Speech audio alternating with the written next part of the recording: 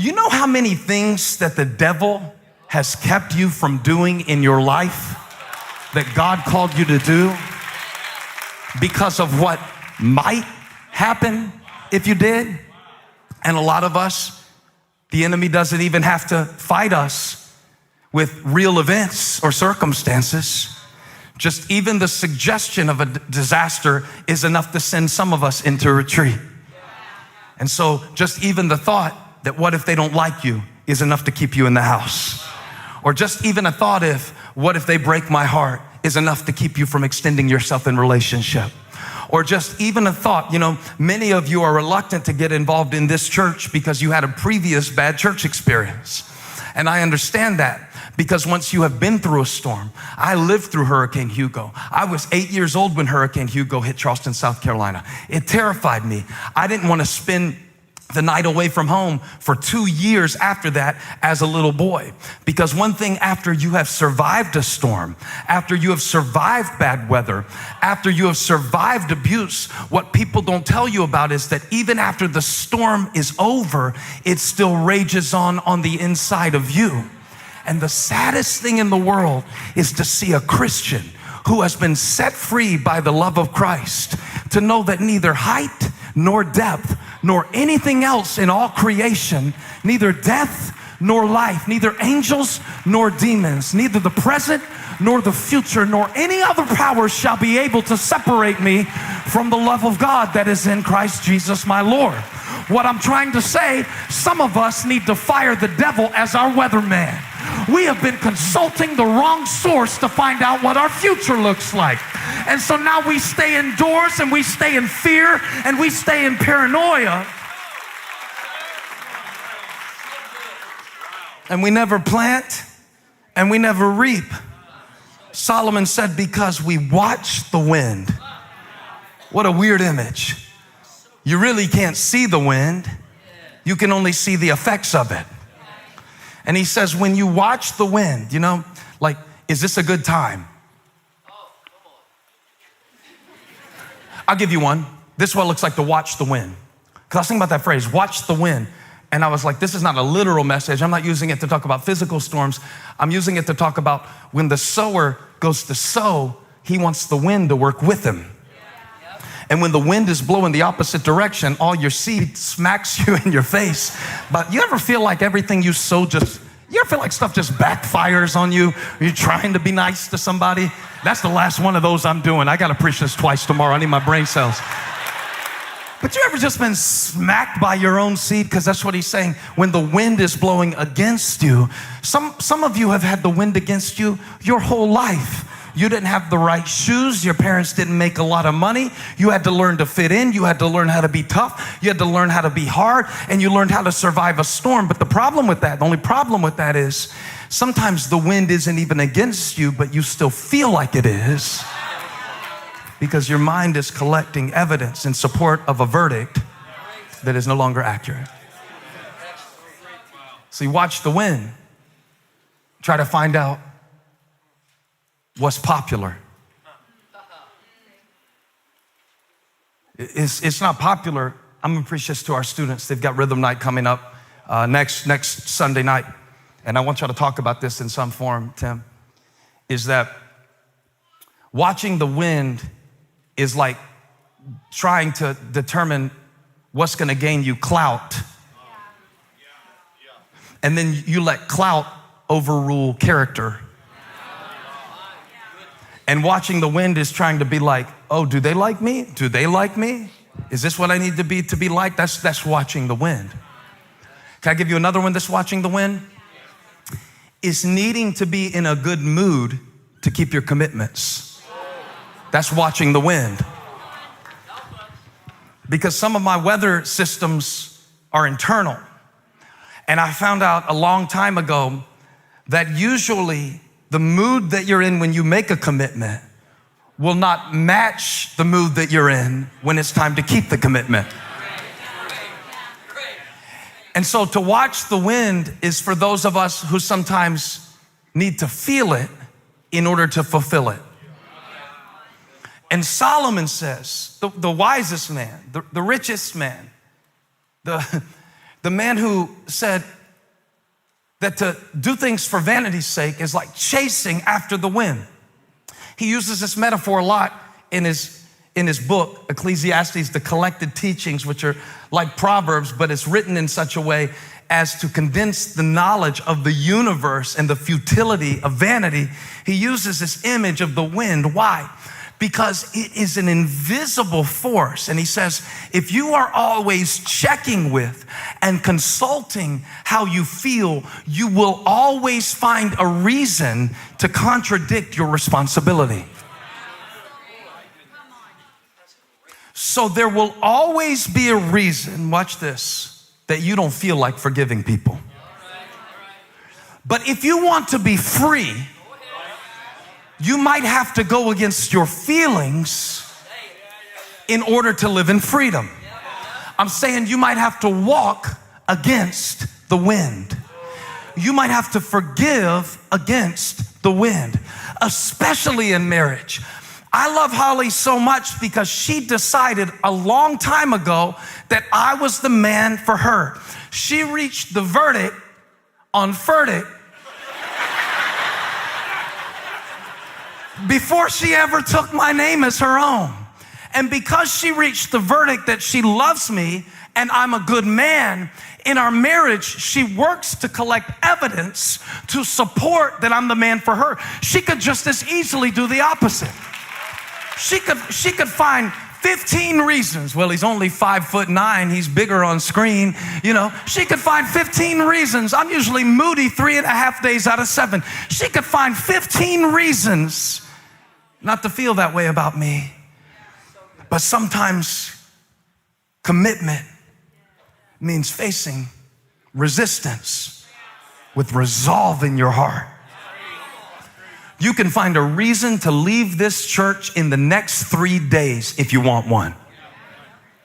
Matter of fact, the law of averages says that there's somebody on your row right now who, if you get to know them, they will give you a reason to leave this church in the next 3 days because they will disappoint you with their lack of Christian character.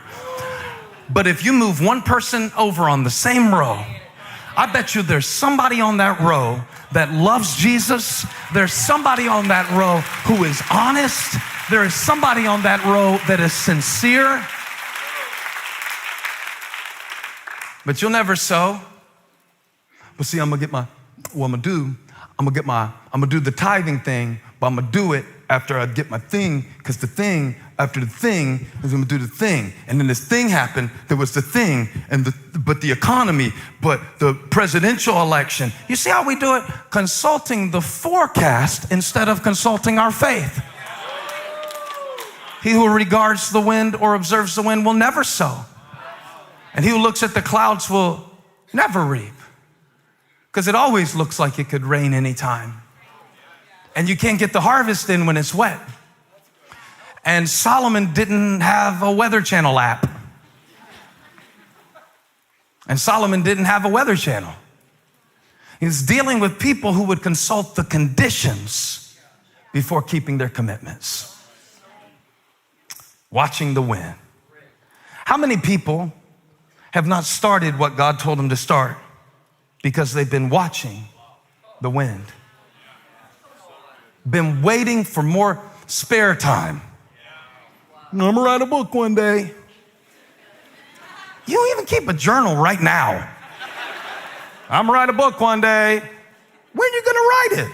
Well, I'm gonna build a cottage in Maine. It's the thing I'm gonna do one day. You got some family land? Nope. It's an imaginary scenario that keeps you from an actual opportunity. Do you see it? Watching the wind is wishing that you had a different wife instead of loving the one that you've got like Christ loves the church. This is getting good. This message is going to be better than your beard by the time I finish with it, my brother. And that's saying a lot. But you know, Peter knew something about watching the wind, though, didn't he? Peter, the apostle who was always wanting to do something impulsive. Sometimes it worked for him, Sometimes it worked against him. But one thing that you got to love about him, he did not wait for perfect circumstances to say. He didn't wait until he had knowledge to give his opinion. You ever live with somebody like that? It's terrible. And I noticed something about God, and I wanted to give this to you, because they have these things in church. They say, well, God is an on-time God. Yes, he is. He's an on-time God. He's seldom early, but he's never late. Ask Lazarus if he was ever late. Lazarus, he's about 4 days late, decomposing body, worms working their way into the eye socket by the time Jesus got there, and Mary and Martha had set their watch by it. Ask Peter if Jesus was ever late. Ask him. Ask him if one time they did not get sent out into a storm by the instruction that Jesus gave to go to the other side. Now, this has been really exciting to me as I've studied it this week, because the real thing of faith is, do you trust God's timing? You know that, right? And that was the test for Mary and Martha.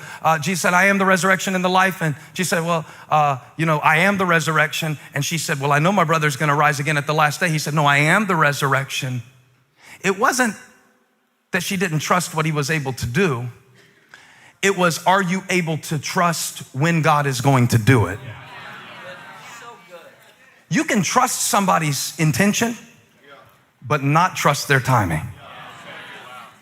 And since I already talked good about Holly in this sermon, let me just say, I trust her with my life. I trust her to be faithful to our marriage vows. I trust her if she cooks for me or orders for me off of a menu. I trust she knows what I want to eat more than I want to eat. She knows me like that. I trust this woman with everything but time.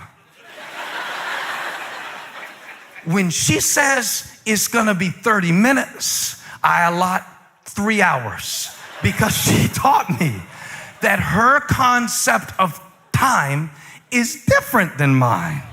One is correct, one is delusional. And I trust her. I really do. I trust her. I put her in a room full of supermodels, men, calendar men, and trust her in there. But if she said we're going to leave in an hour, I would set 3 alarms, because I trust her with everything but time. Some of us trust that God is going to get us to heaven one day. Some of us trust that he died on the cross for our sin. We trust him with everything, but let him not do something at the moment that we want him to do it. Let him leave us in the fiery furnace 4 seconds too long, and we'll be screaming, God, get me out of this. But God said the real test for a mature Christian is, do you trust me with my timing? Trusting him in the meantime is where maturity is developed. And Jesus was always doing stuff at a bad time. He was always going to Jerusalem at the time when they all wanted to kill him. That's a bad time to show up when they're looking for you to execute you. It's a bad time. 5,000 men, women, and children show up on the other side. Now, this is right after John the Baptist. And I just want you to know how often God does things in our life at a bad time. Because some of y'all are like, right now in your life, like, well, this is a bad time for me, God. And I used to have this friend, every time he called me on the phone, he was so respectful. He would say, good time or bad time? Always wanted to know that before he said anything else. And I believe the Holy Spirit is saying to somebody today, good time or a bad time? And you're like, this is a bad time. I'm too old to be doing this now. I'm too young to be doing this now. I'm too busy to be doing this now. I used to have a better job. I used to have more money. It's a bad time. But God likes to bless people at a bad time. He likes to raise people on the 4th day. And when Jesus had heard that John the Baptist had his head cut off by Herod, it was a bad time. And he wanted to get away from the crowds. So he went over to the other side with the disciples. And when they got there, there was a crowd waiting to get autographs and healing and fish and chips and all this stuff. As a matter of fact, when he did the miracle and he feeds the 5,000, the first thing the disciples said was what? It's late. It's a bad time. It's a bad time. And Jesus, when he took the bread, blessed it, broke it, and gave it to them, he did the miracle at a bad time. Now I'm divorced. Now I'm a single mom. Now it's a bad time for me to be believing God. It's a bad time. I really wasted a lot of years. It's a bad time for me to be doing this. I think I made the wrong decision. I don't even think I'm supposed to live in Roanoke. I don't even think I'm supposed to live in Charlotte. It's a bad time. It's a bad place. That's what the disciples said. They said, it's a remote place and it's already late, so send the crowds away. And Jesus said, no, I want to bless them when it's too little and when it's too late. Because I want to bless you when you think it's a bad time, so I can teach you how to consult your faith instead of consulting your forecast. You got the wrong weatherman. You keep watching the weather, and so now you live in fear of everything that could happen and everything that has happened. And as long as you watch the weather, as long as you keep that wrong weatherman, this is what God showed me. The weather is meant to be checked, not watched. When you sit around and watch it all day, it scares you. Oh, everything. It's good to plan. It's good to make provision, but don't watch the weather. If you watch the weather, you'll get in your feelings and you'll get out of your faith. And now the wind, watch this, will work against you to contradict the word that God spoke to you. Hey, thank you for watching. Make sure you subscribe to this channel so you don't miss a single video or live stream, and share this video with a friend. And don't forget, you can join me live every Sunday. Thanks again for watching.